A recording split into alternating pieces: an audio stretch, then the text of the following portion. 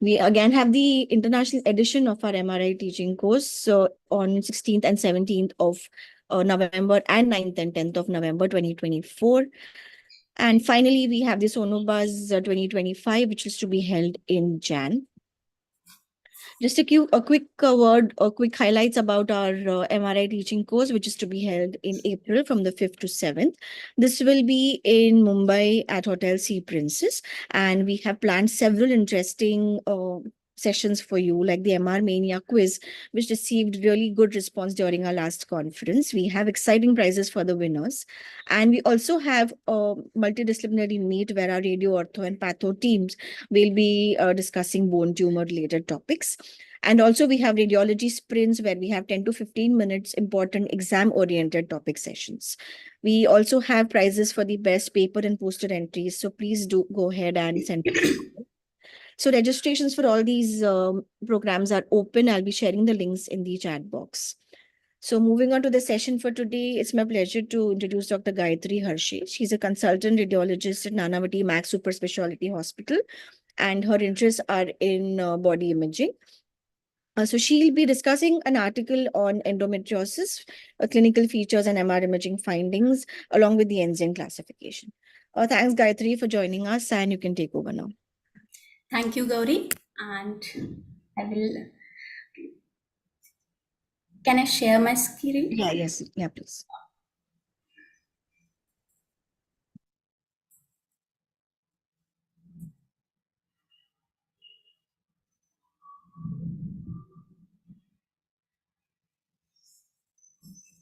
Just a second.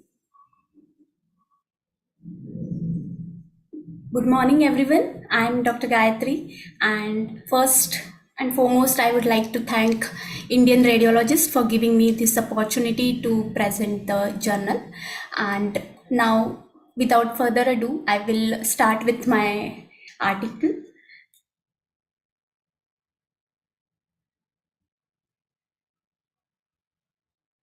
So here, overview of the today's lecture will be basic terminologies from RAD Assist, which I thought will be useful for you. Then followed by endometriosis, the article which we are going to discuss. Endometriosis, clinical features, MR imaging findings and pathologic correlation. Then how the newer Enzian classification we can apply while doing our cases. And few of the cases where we can apply this Enzian and how we can do that. This is the RAD-Assist article where they have described some terminologies. Article name is MRI of endometriosis. So we will quickly go through few terminologies which we are well versed, but we want to just quick review of that. So this is the superficial endometriosis implant, which is called as SIE, which is less than 5 millimeter of peritoneal invasion. In the MR, these are the implants which are T1 hyperintense foci along the serosa of the cervix. And these are not well seen on T2 weighted images. These superficial endometriotic implants actually underestimated by the MRI. Most of the times we miss these lesions on MR. Next is deep infiltrating endometriosis, that is more than 5 millimeter of peritoneal invasion. There are two morphologic subtypes of this, where you can, first is the active glandular morphology. In this image, where the T2 axial image is showing T2 hypointense area, which is, these are T2 hyperintense cyst, and these are T1 hypointense corresponding to that. So these are mainly the hemorrhagic glandular or cystic tissue predominates. They are mainly T1 hyperintense and T2 hypointense, or they can be T1 hypointense and T2 hyperintense cysts. Next is deep infiltrating endometriosis, other type chronic stromal fibrotic morphology. Smooth muscle hypertrophy and fibrosis predominates here. And This is the lesion, which is T2 hypointense. It is also T1 hypointense, and it has these linear scars, stellate shaped scars. This may cause tethering or obliteration of spaces and fibrotic scarring across a peritoneal or retroperitoneal space, bringing adjacent organ into fixed contact with one another. Then next is endometriomas, which we are familiar with. These are homogeneously T1 hyperintense and heterogeneously T2 hypointense ovarian or para-ovarian lesions, and they show shading sign. Why this happen? Because there is multiple stages of blood within this cyst, and they form the layering, but not exactly the level. But however, there can be multilocular appearance, angled margins, fluid levels, and internal restricted diffusion in few cases. Next is T2 dark spot sign. This is quite specific sign. We can confidently say this is a endometrioma, where you will see this T2 hypointense dot of blood, which is T1 hyperintense. That is called T2 dark spot sign. This is a case of kissing ovary. These are T2-weighted images. These two are ovaries which are medialized and flushed with the uterine serosa. So there is medialization, tethering of the paraovarian deep endometriotic implants. Then coming to hemorrhagic cyst, it is important to differentiate endometriomas from hemorrhagic cyst, because we can actually avoid the surgical intervention in these cases. So here you can see these strands or mesh-like network in the hemorrhagic cyst, and it is T1 hypointense. Moving to the compartments, anterior compartment contains, this is the anterior compartment. It contains prevesical space, urinary bladder, round ligament, distal ureter, and vesico-uterine, vesico-cervical, and vesico-vaginal space. Moving forward to the middle compartment, this is the middle compartment, which contain uterus, cervix, vagina, as well as fallopian tubes, broad ligaments, and ovaries. Now, in the posterior compartment, you will see recto-uterine space, recto-cervical space going down, and further down it is recto-vaginal space, uterosacral ligaments, rectosigmoid colon, which is the important structure here, and last is the presacral space, but that is also important. Now we will move to the journal article, that is Endometriosis Clinical Features, MR Imaging Findings, and Pathologic Correlation. I chose this article as it actually explains all the MR findings very clearly, which is pretty basic, but we need to know these things. And this is by Pietro Valerio Foti. What they described in the abstract is objectives of this article are illustration of the magnetic resonance imaging features of endometriosis. Endometriosis is a chronic gynecological condition affecting women of reproductive age and cause pelvic pain and infertility. That is the most common feature, pelvic pain and infertility. When these features if patient is saying, then you have to look for the endometriosis. Growth of what happens here? Growth of functional ectopic endometrial glands are outside the endometrial canal. Three different manifestations are there. That is the ovarian endometriomas, peritoneal implants, and deep pelvic endometriosis. We are more familiar with ovarian endometriomas, that is the chocolate cyst. but we need to understand more in detail about the deep pelvic endometriosis. Peritoneal implants, MRI is not that sensitive, but we can detect these. The primary location is pelvis. Extrapelvic endometriosis is also there, but it is rare. The definitive diagnosis based on laparoscopy and histological confirmation.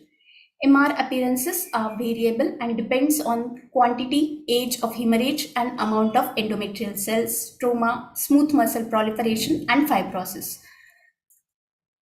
So coming to the introduction, as I mentioned, it is a multifocal gynecologic disease, and it is mainly characterized by growth of functional ectopic endometrial glands and stroma outside the uterus. Approximately 10% of the women of reproductive age are having endometriosis, 20 to 50% of the women with infertility because of this disease, and nearly 90% women with chronic pelvic pain. Coming to the manifestations of endometriosis, what are the clinical features, what are the location, and based on location and clinical feature, what are the MR differentials? Most common mentioned is rectocervical region, uterosacral ligament area. If deposits there are around 69 to around 69%, what happens is the dyspareunia and non-specific pelvic pain can happen, and followed by ovaries which are having non-specific pain. If ovaries are involved, then what are the differentials? They are dermoid, hemorrhagic cyst, clear cell or endometrioid cell tumors. So we have to see these differentials when we are looking for endometriomas, that whether there is any abnormal enhancement, or we are not just calling hemorrhagic cyst as an endometrioma, or dermoid. When we will do FATSAT T1, we can definitely differentiate between the endometrioma and dermoid. Then comes the rectosigmoid, that is vagina, where 14% prevalence, and symptoms are dysmenorrhea, dyspareunia, and postcoital spotting. They can they can mimic like cervical or vaginal carcinomas, but these are more T2 hypointense. So we have to see the T2 characteristic and T1 and T2 hyperintense foci within. Then comes the rectosigmoid colon, that is 9.9 to 37%. Here the cyclical pain, cyclical rectal bleeding can be there. So if patient is suggesting cyclical pain and cyclical rectal bleeding, then you have to see whether there is rectal involvement in a case of endometriosis. What are the differentials? They are colorectal cancer, metastatic implants, and then other lesions, other locations are bladder and ureter. Ureter is least common, but it is most important. They can have surgical complications if ureteric involvement we miss and we didn't tell our surgeon. So coming to the protocol, what they have mentioned and what preparation they are doing in the study in this particular article. They ask for fasting for 4 to 6 hours, boil preparation include enema, moderate repletion of the bladder, because overfilled bladder can cause detrusal contraction and obliteration of the adjacent recesses, and comprising the identification of small nodules. And if the bladder is empty, then it prevents optimal visualization of the ureter. So both way it is problematic. So moderate repletion of the bladder is required. Rectal opacification is performed before examination with the enema. What we are doing is fasting around 2 to 4 hours. Bowel preparation is not that mandatory, and if required, rectal gel we can insert. That gives good result. Protocol, what they use is axial T2, sagittal T2, and oblique coronal T2. The plane of, as uterus can be retroverted, we need to understand the plane of our study, and according to that we can take our oblique coronal or oblique axial. They mention about T2 star imaging, that is the GRE imaging, but that is optional, what they also mention. Then axial diffusion and post contrast lava, that is in sagittal plane. They even asked for 3 different planes to look for the peritoneal implants. But we can get in the sagittal plane also. What we are doing at our hospital is sagittal lava post contrast study. We get good result for surface deposits in the plane, fat set T1, what we get here. Then moving to the next set, T2 weighted images without fat separation. That is the best sequence for detecting pelvic endometriosis, in particular for evaluation of fibrotic lesions. Then comes the other sequence, which is most important here, is the fat suppressed T1 3D gradient echo lava, that is in G.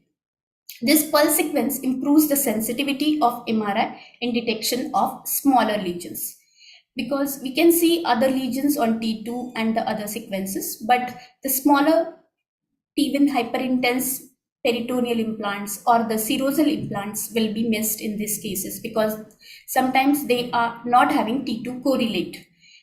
So here this lava sequence helps us in that case. And then followed by dynamic post contrast study that gives us idea that there is no nodular enhancement to differentiate it from the malignancy. Even though it is less common, endometrioma having malignant transformation, but we need to look carefully for that, because these cases are coming for like follow up for longer time, and as T1 hyperintensity is there, we can misdiagnose this. So carefully look at the post contrast subtracted images for nodular enhancement in these cases, because T1 is already hyperintense. Then comes the fat containing lesion, that is like dermoid teratomas. We can rule out these lesions with the fat set lava images. Then, as I said, post contrast study, that is enhancing mural nodules detection with adnexal masses. And in their experience, the major benefit of intravenous gadolinium is ureter visualization. So they can we can actually depict the anatomical relationship of ureters with the endometriotic cyst or implants in the which is very important information for surgeon while doing their cases, as injury to the ureter is most common urologic complication of pelvic surgery, with an incidence that ranges from 1 to 10%. Most cases related to gynecologic procedures. So here they have given the example of post-contrast T1 delayed images, where first is the axial T1 fat sat image and the second is coronal MIP image. You can see the relation of ureter with the uterus and with the endometrioma on the left side. So this is the right side ureter, this white dot, and this arrowed one is the left ureter in relation to left endometrioma posteriorly. These MIP images are giving more clear idea, and this is another case where these are the endometriomas which are T1 hyperintense, and this is the ureteral insertion, distal ureteral position, and this is the left side endometrioma. So on the right side ureter is medially, and on left side ureter is on the lateral aspect of the lesion.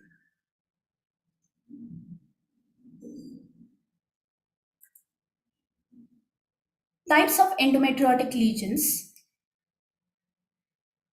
So main different types of endometriotic lesions in ovaries are endometrial ovarian cyst, as we already saw. Small superficial peritoneal implants, adhesions, deep infiltrating endometriosis, like solid deep lesions involving round ligament, parametrium, retrocervical region, ureterosacral lesions. This is another example, 40-year-old female with dysmenorrhea and who underwent 2 previous surgical interventions. This is the sagittal T2 weighted image, coronal T2 and axial T2 weighted image. You can see this is uterus and this is the rectosigmoid junction, which is the loss of fat plane in between these two. And the spiculated lesion with strands arranged in confluent angle with loss of cleavage, what they mention, among the anterior surface of the sigmoid and posterior uterine serosa. And along with this, there are bilateral endometriomas. These are like chocolate cysts, shading sign is positive. They are medial lights, kissing ovary sign is positive. So these are indirect signs and they predict the severity of the disease process. These are those angular margins. This is another case, 43-year-old female with spiculated hypointense strands between the anterior surface of sigmoid, rectosigmoid region and posterior uterine serosa with angulation of rectosigmoid colon. So colon is angulated anteriorly. Here also you can see this case, and this is the deposit and strands which are T2 hypointense.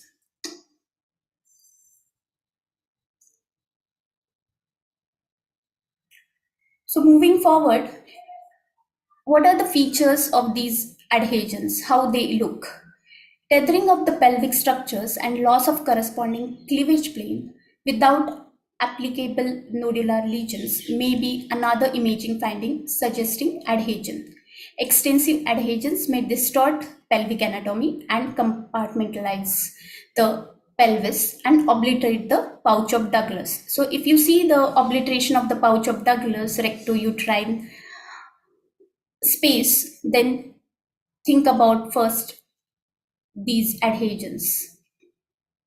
Posterior displacement of uterus. That's why you normally see retroverted, retroflexed uterus in endometriosis.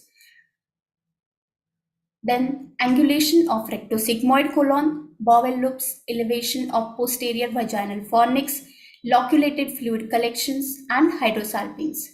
These are indirect signs of adhesions.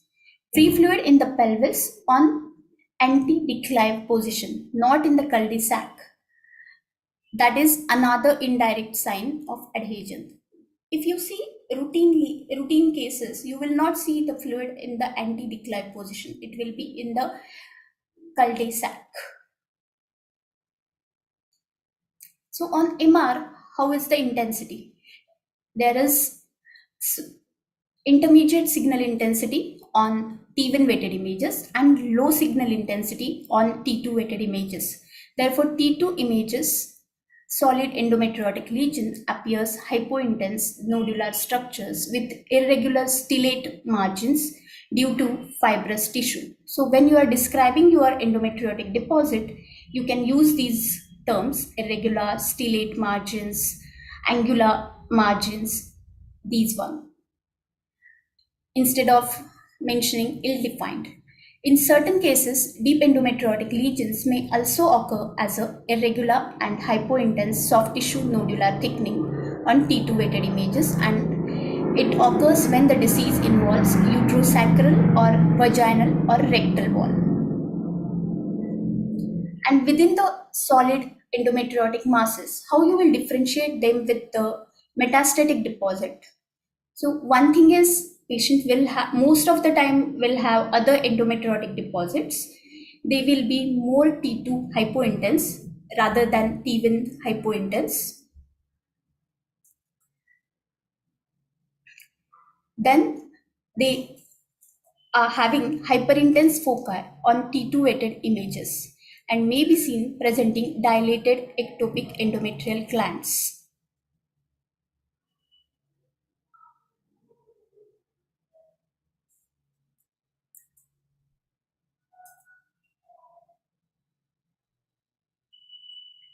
Indirect signs of adhesions in 36-year-old women with bilateral endometriomas.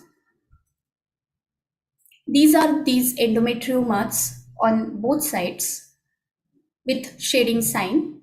They are medialized and fluid in the anti-declive position due to presence of adhesions and bilateral endometriomas.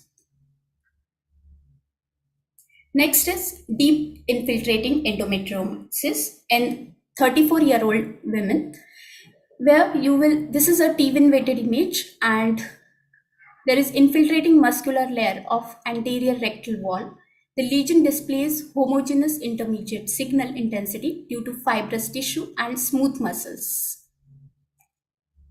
This is another case of deep pelvic endometriosis in 48-year-old women with T-win fat sat images suggestive of infiltrating muscular layer of anterior rectal wall. Within the lesion, hyperintense foci are seen, and on T2-weighted image, it is T2 hypointense with T2 hyperintense foci within. So these T2 hyperintense cystic foci inside the lesion are dilated ectopic endometrial glands. Moving forward, bladder involvement.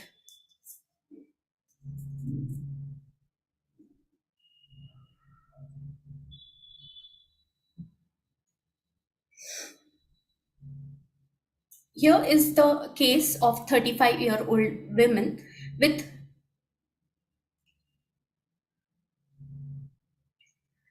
dysuria, hematuria, and urinary incontinence during menses. These are the images where you are seeing a spiculated lesion along the posterior wall of urinary bladder and within the vesico-uterine space. This is a T-win weighted lava image where you can see multiple T1 hyperintense foci. This is the lesion, and on delayed post-contrast images, you can see these ureters bilaterally.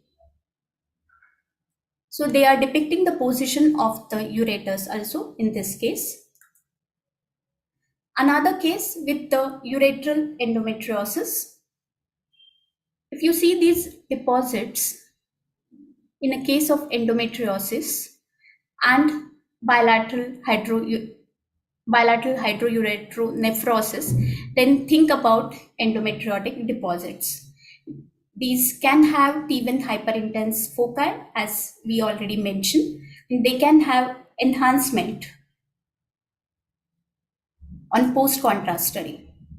So it is important to find out these lesions. Ureteral endometriosis may be defined as in any situation where the endometriosis or surrounding associated fibrosis causes compression or distortion of normal ureteral anatomy, even when hydroureteronephrosis is not yet present. MR is the best imaging technique for ureteral evaluation on T2-weighted MR images. Ureteral implants appear as a solid nodules with spiculated margins, same thing, showing low signal intensity that envelop the ureter, causing dilatation of ureter upstream. So moving to the endometriomas, with which we are very familiar. These are the endometriomas on both sides, medialized, as I already said, and they are having adhesions with shading sign, even hyperintense All these signs are present: kissing ovary sign,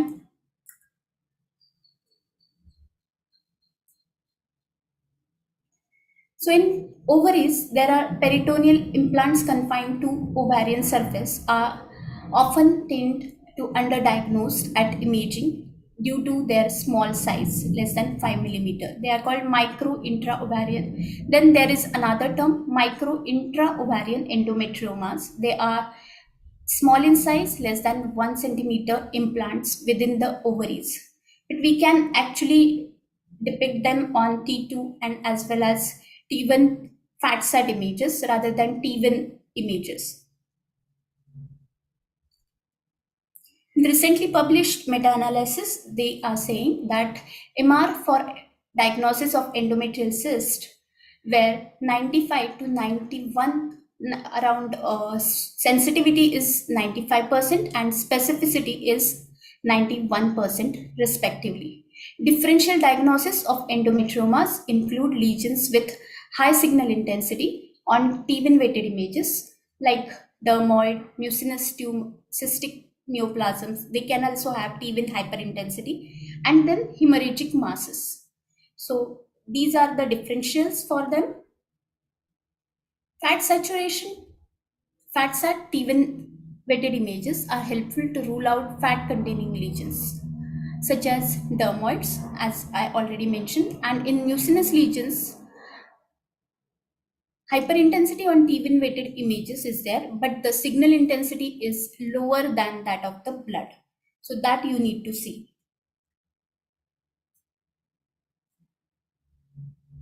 Hence, it is most challenging and differential diagnosis is with other hemorrhagic masses.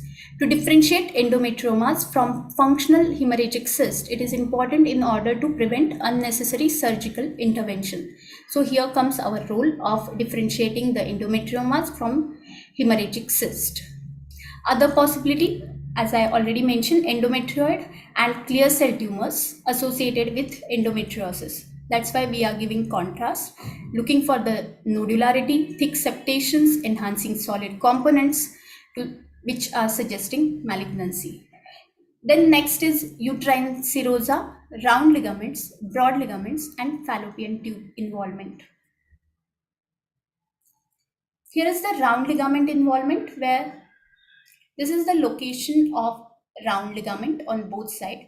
This lady already undergone surgery for endometrioma removal. And here you can see the nodularity in the round ligament on both sides, going up to canal of knuckle. Here is the nodularity. Routinely, you will not see this thick round ligament. And on fat side T1 weighted images, there is subtle T1 hyperintensity within this that represent hemorrhagic component. Moving to the next case, hematosalpinx in a 46-year-old female with endometriosis. For these lesions, we describe them as a tubo-ovarian lesions. And how you are differentiating it from normal endometriomas? These are those partial septations within. Those are also called as plicae along the tubal wall. These are the septae which are partial, not complete. So this is not the multilocular cyst. It is a complex tubo-ovarian lesion with shading sign. So this represents endometrioma along with hematosalpinx, and these are adhered to the uterine wall. Already patient is having adenomyosis. Posterior wall is thickened. There is loss of junctional zone and myometrium interface. In MRI, round ligament can be identified as a thin structures with hypointense fibrous signal on T1 weighted images, and these extends from the uterine horns to the pelvic side wall, passing anteriorly to the external iliac vessels. They have intra as well as extra pelvic portion. So it is important to know the location of round ligament. If you can identify round ligament, you can comment on that. It later being distal part of the ligament of canal of Nag. When involved in endometriosis, round ligament appear thickened, nodular, shortened, and irregular. It is similar to the other endometriotic deposits. It is T1, T2, hypointense. There can be T1 fat sat hyperintensity within these lesions. What you have to see is asymmetry of the morphology of the ligament. There can be both ligaments are involved, but you have to see always asymmetry. Whether there is symmetry, and if there is asymmetry, then look for other things.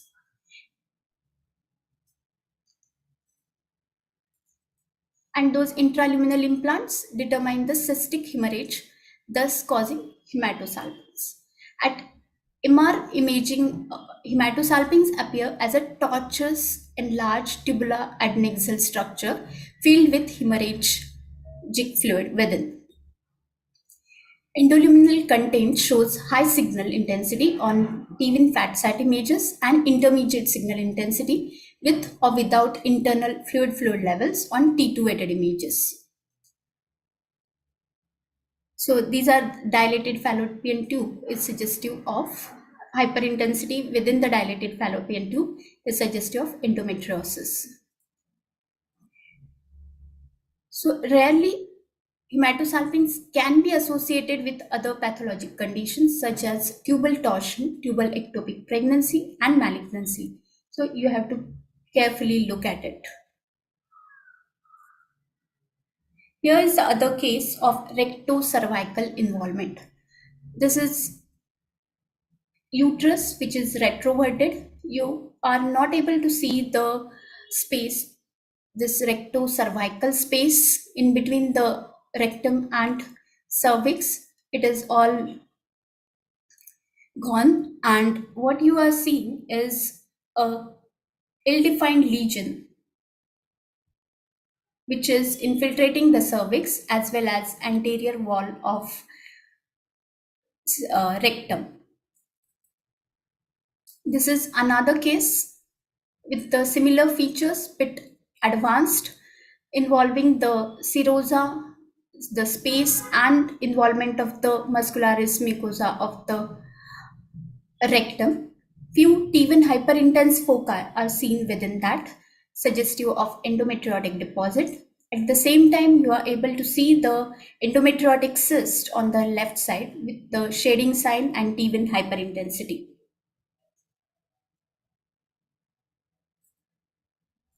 Here is another case. Can you just put in the chat box about what is this structure?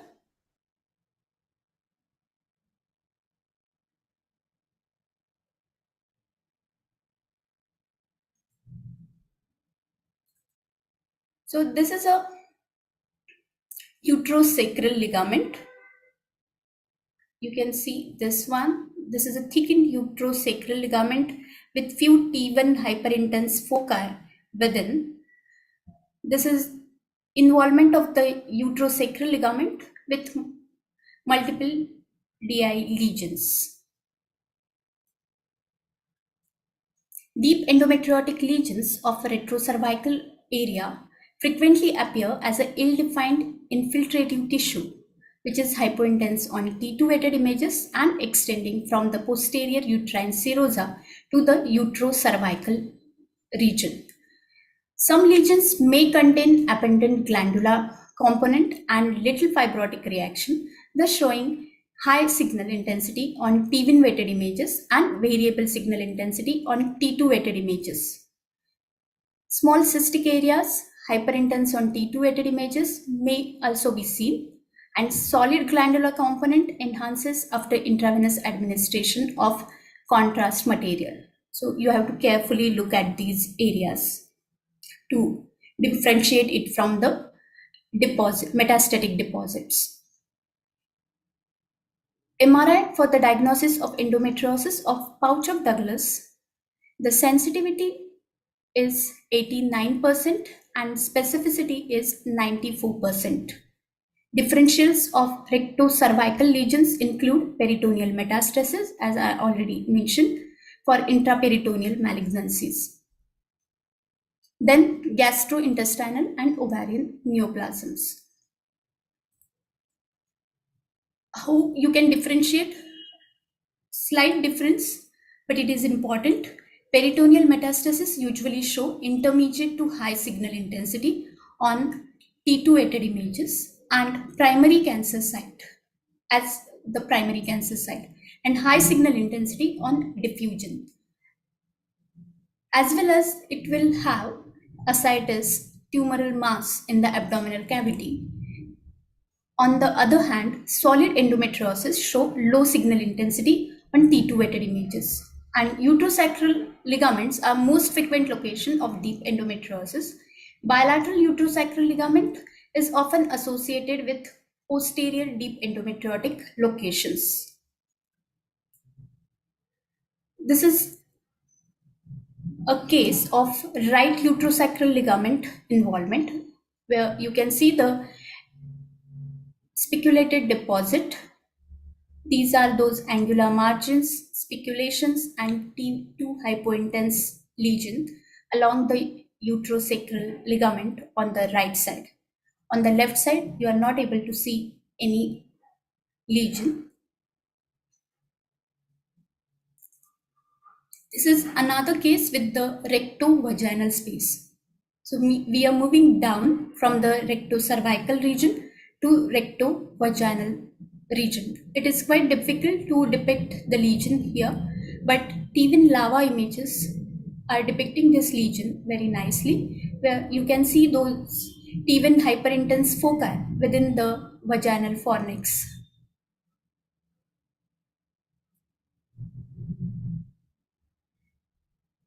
For vagina and posterior vaginal fornix endometriosis, MR sensitivity is 82%, as well as specificity also 82%. Differential diagnosis includes epithelial neoplasms arising from uterine cervix or vaginal wall.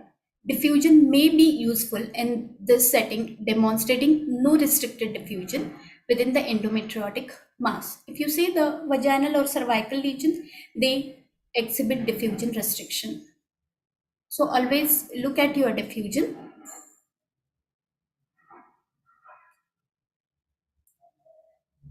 Now you can put answer in the chat box. What are the other names for this particular lesion? Any particular shape or name for this? So here is a lesion which is in the uterocervical region with obliteration of the space, T2 hyperintense with a T2 hypointense with T2 hyperintense foci, and at the same time few T1 hyperintense foci within.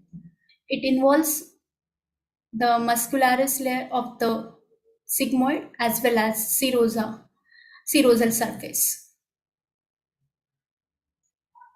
As they have given the enema, it is nicely depicted. So enema plays a role. We can even give rectal gel in these cases. This lesion is called mushroom or fan-shaped lesion. It is infiltrating the muscular layer of the anterior rectal wall. It is very important to mention about these lesions because these lesions will actually play important role in deciding the surgeries, whether to do shaving or whether to do rectal segmental resection. Those are important in this case. So coming to the rectosigmoid colon involvement. Among the bowel segments, the rectosigmoid is most commonly involved endometriosis, followed by vermiform appendix, terminal ileum, cecum, descending colon in order of frequency. Anatomically, rectosigmoid wall is characterized by four intraperitoneal layers, that is the serosa, outer longitudinal muscularis, inner circular muscularis, and then mucosa. So it is important for us to mention about whether there is serosal involvement or whether there is muscularis or mucosal involvement in these deep endometriotic deposits. The implants generally involve the serosal surface. Most of the time, when we are looking at the adhesions, they are just at the serosal, involving the serosa up to 1 to 3 millimeter. But they may invade underlying muscular and submucosal layers. At this point, when you are not doing your routinely rectal gel administration in these patients, if you see these type of lesions, then definitely after doing whole MR, you can actually give around 100 ml of ultrasound inject gel into the rectum, and you can see these lesions very beautifully. Typically, endometriotic lesions infiltrating the anterior rectal wall have characteristic fan shape or mushroom shaped configuration or a pyramidal shape with the base adhering to the rectal wall.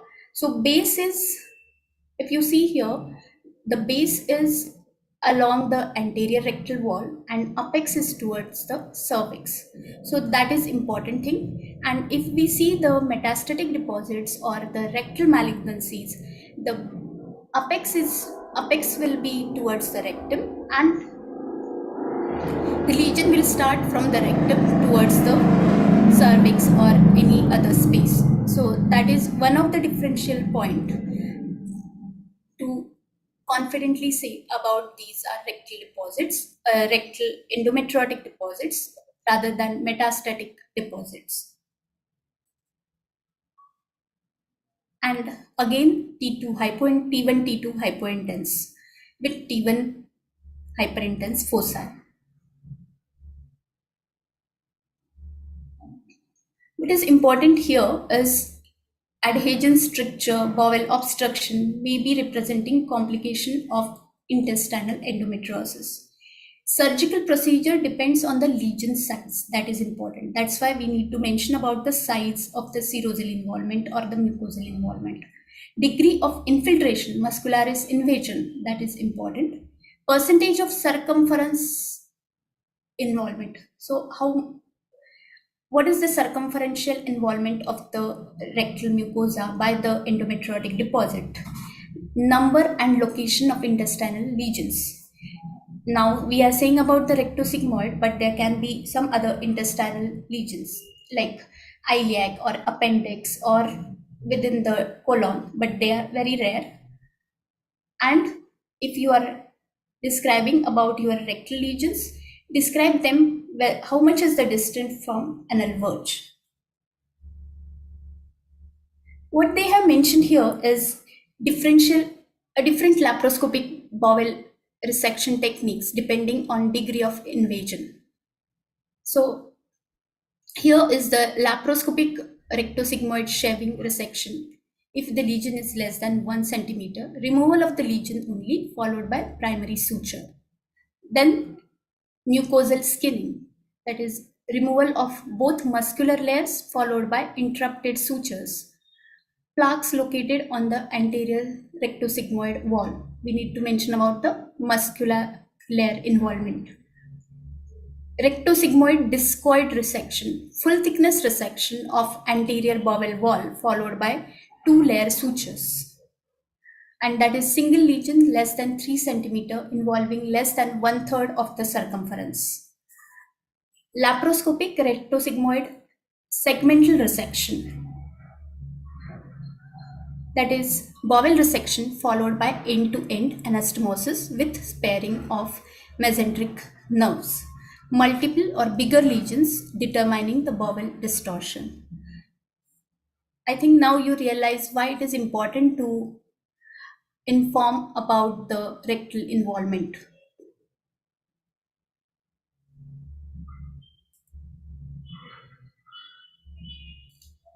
Diffusion also plays important role in differentiating between the carcinoma. Diffusion will be there will be restricted diffusion because of cellularity in the malignancies. However, here there will be no diffusion restriction, and the lesions are more T2 hypointense, where the lesions are more isointense on T2. These are few extrapelvic locations of endometriotic deposits. These are better seen on, they have done sagittal T2 and axial coronal, all these planes, T2 weighted images, which are non, and other is fat sat T1 weighted images, which are actually depicting these lesions very beautifully. So even when you are performing and having doubt that there can be some deposit in the peritoneum or in the abdomen, you can perform one sequence, that is this coronal lava, that will also suffice to give you the location, or you can identify the endometriotic deposit in this case.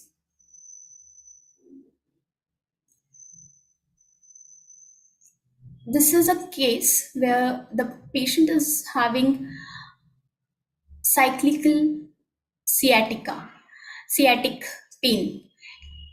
Can you identify the lesion, and what is the pathology? So here is the extrapelvic sciatic nerve endometriosis in a 31-year-old woman who has been suffering from cyclical sciatica for around 2 years. And what you are seeing is, here the symmetry plays a role. You have to look for the symmetry. See, on the contralateral side, there is no lesion. If you see on the right side, there is a T2 hypointense lesion which is involving the sciatic nerve. Even your T2 plays very, very important role, and then the other followed by that. First and most important thing is to locate the lesion.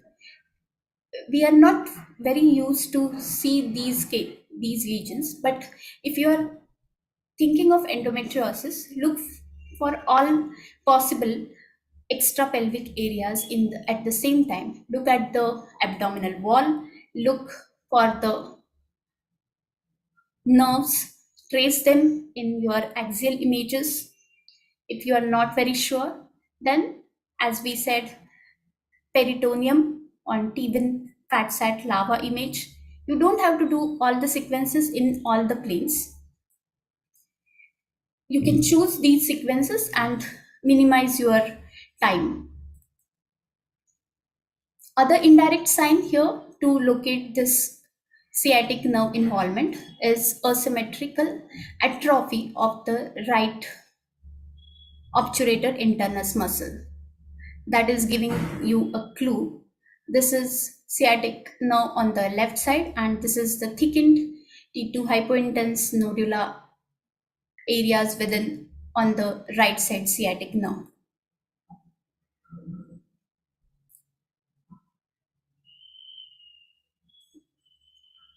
So in conclusion, they have mentioned that endometriosis is a chronic condition affecting women during the reproductive lifespan.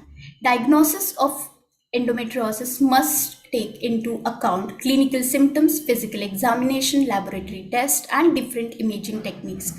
Only one single imaging or your physical examination or clinical symptoms will not give a clue to, it will give a clue, but it will not give a diagnosis.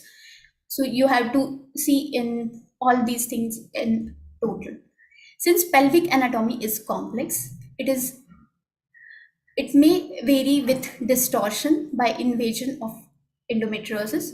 So look for the symmetry, as I said. Radiologists must be aware of both normal and deranged anatomy.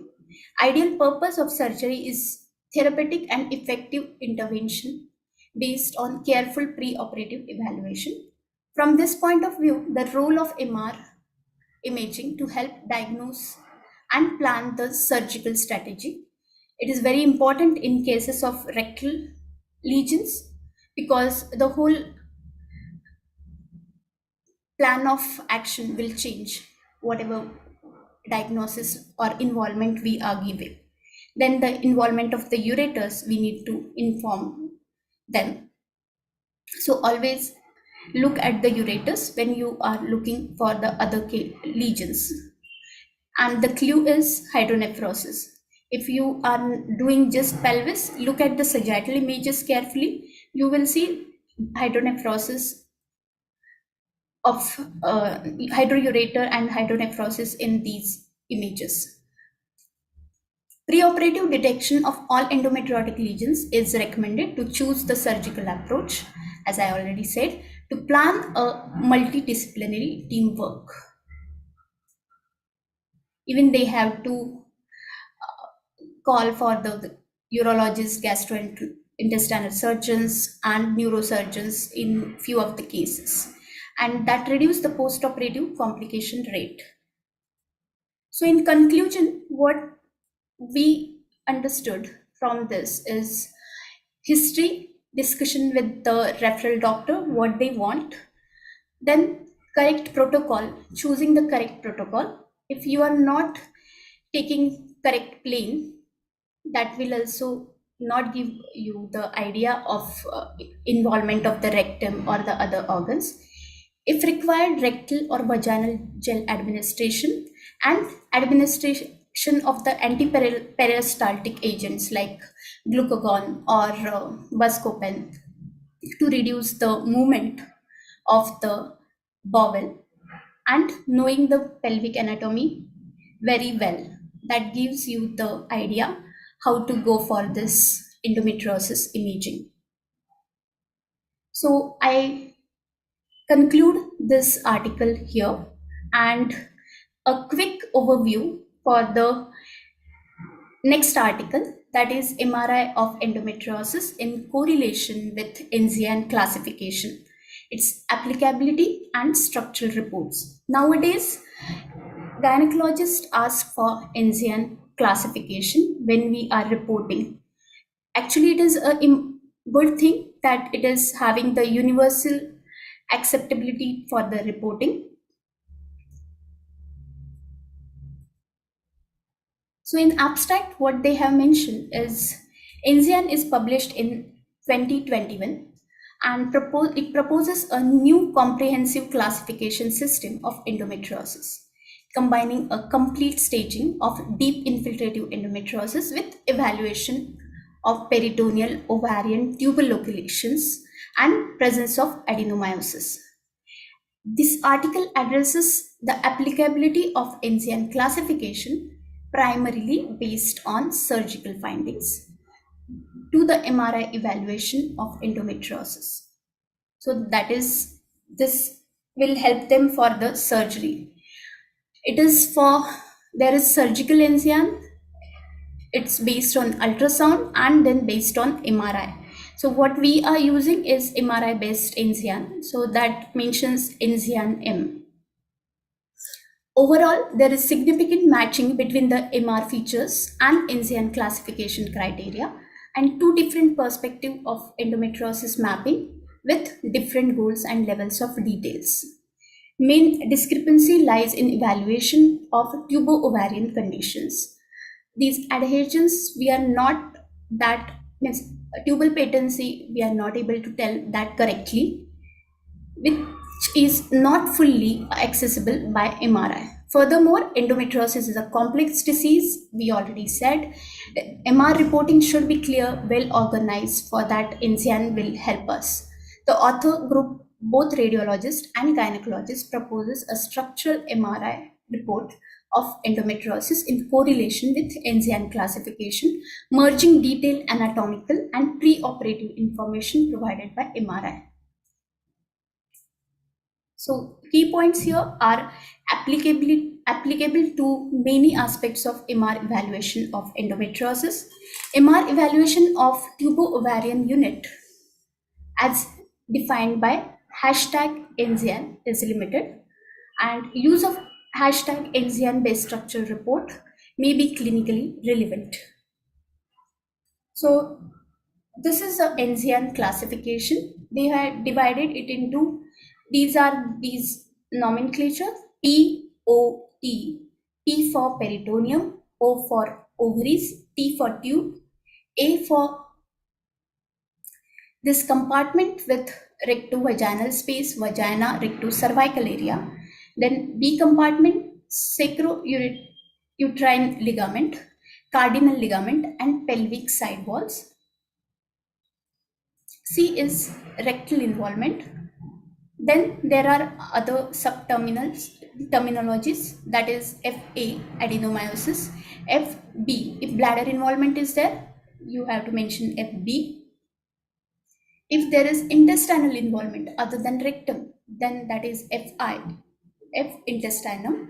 Then FU, that is if ureteric involvement is there, and other locations like extrapelvic locations. There can be diaphragm, lung, nerve, and in that, ovary is mentioned as on the left side. So here how they have mentioned it is, if peritoneal involvement is deposit is there, if it is less than 3 centimeter, it is 1. If it is 3 to 7 centimeter, it's P2. If it is more than 7 centimeter, it is P3.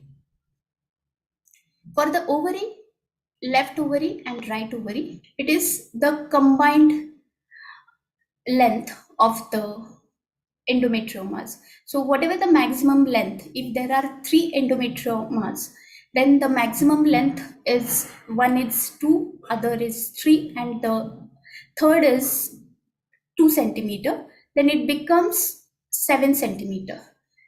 So for a left ovary, it will go to O2. It is 3 to 7. So it's not one single largest endometriotic cyst. It is the total of all the endometriotic cyst on that side, that is on the right side, or it is on the left side. Then involvement of the tube, where MR has limited role, but it can tell most of the things. That is the tubovarian conditions like adhesions, motility, and patency test. Patency test is not that on the MR we can do. It is the T1 is if just the pelvic side wall adhesions are there. Then T2 is pelvic side wall and uterus, both adhesions are there. And T3, when we are describing, that is both on right side and left side separately, we have to mention. That is pelvic side wall, uterus, bowel, and uterosacral ligaments are involved. If tube is missing, we have to mention just M. And if it is not visible, X. And for patency, they have mentioned plus and minus, but that is not that applicable in MR. Then coming to the compartments, that is the A compartment. So here what they have mentioned is the rectovaginal space, vagina, rectocervical area. Here if deposit is there which is less than 1 centimeter, it will be A1. There is no side on this. If deposit is there 1 to 3 centimeter, then it is A2. And if deposit is more than 3 centimeter, it is A3. What they mentioned is compartment A assesses the involvement of rectocervical area, posterior vaginal fornix, and rectovaginal space. And the maximum diameter of the lesion is measured in the sagittal plane, and it is classified as follows: A1 less than 1 centimeter, A2 1 to 3 centimeter, A3 more than 3 centimeter. In case of multiple involvements, which is we normally will have doubt, involvement of these structures, the maximum diameter of whole involvement should be measured, like endometriotic cyst. We have to just calculate that, and whatever the maximum is, then that will be A1, A2, or A3. Moving back to compartment B, that is the sacrouterine ligament, cardinal ligament, and pelvic side walls, mainly the pelvic side walls. The similar findings, this is for both sides, right side and left side. Left comes first, right comes second. And for the compartment B, uterosacral ligament, cardinal ligament, and pelvic side wall, as we already mentioned. It is the mediolateral axis, mainly includes the parametrial area, uterosacral ligaments, and the description of lesions in these compartments. It is classified as B1, that is less than 1 centimeter, B2, 1 to 3 centimeter, and B3 is more than 3 centimeter. Although the involvement of the B compartment may cause hydronephrosis, the ureteral involvement and the hydronephrosis are classified as FU. So the ureteral involvement will be separate. On MRI, B compartment can be evaluated and measured on axial T2 images and possibly with small field of view. Applicability of Enzian classification to MRI, they have mentioned yes in this case. So here we will see few 2 or 3 examples what they have mentioned. This is a case, 33-year-old female. If you can mention your Enzian for this, just mention in the chat box. She is a 33-year-old patient with pelvic and diaphragmatic endometriosis. So here is the diaphragmatic endometriosis deposit. Then there is a endometrioma.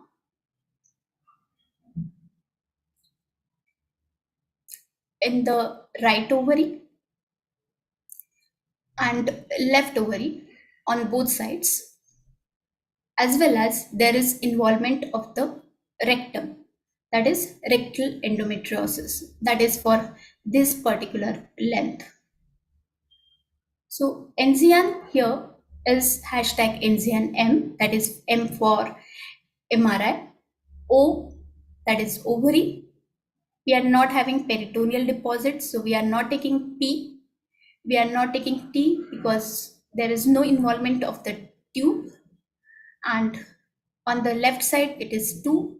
It is up to 3 to 7 centimeters, so more than 3 centimeter. On both sides, these cyst, endometriomas, and the third part is C3 compartment, as there is no involvement of A1, anterior A compartment and B compartment.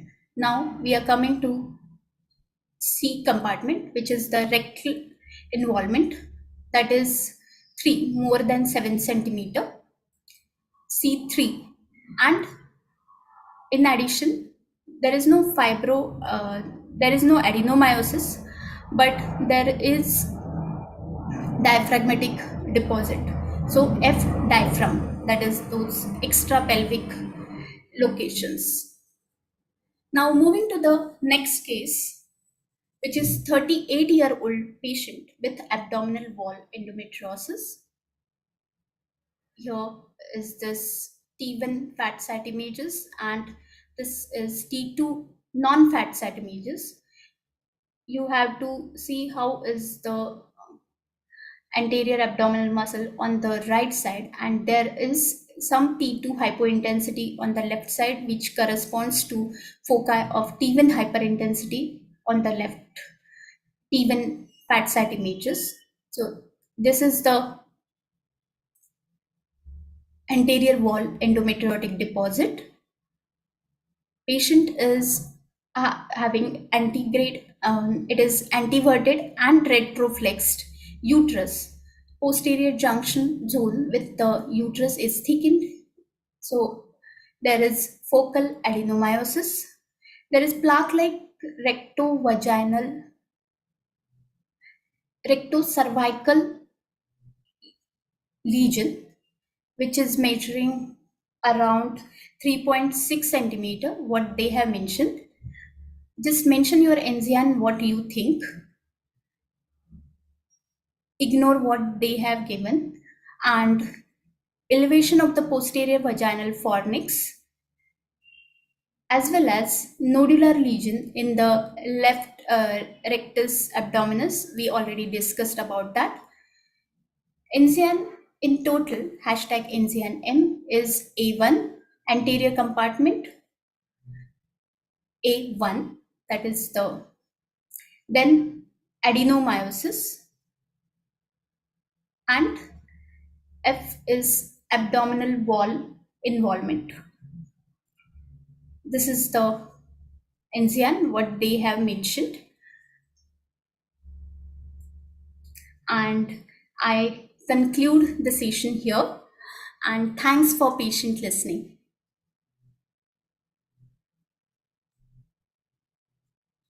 Thank you so much, Gayatri, for that excellent detailed review of the articles, and I'm sure it will help everyone for providing a more structured report. Currently, Gayatri, no questions as such, but in case if you all do have any questions, you can always email them to me or Dr. Gayatri, and we'll definitely get back. So I think with that, we can bring this session to an end. So thanks again, Gayatri, and to everyone who has joined in. So all these videos are also available on the Indian Radiologist YouTube channel. So you all can definitely go back and review those videos. Please let your friends know as well. And those of you all who are interested in workshops, so in the 23rd MRI teaching course, we also have workshops planned in breast MRI, liver, cardiac, and neuroimaging.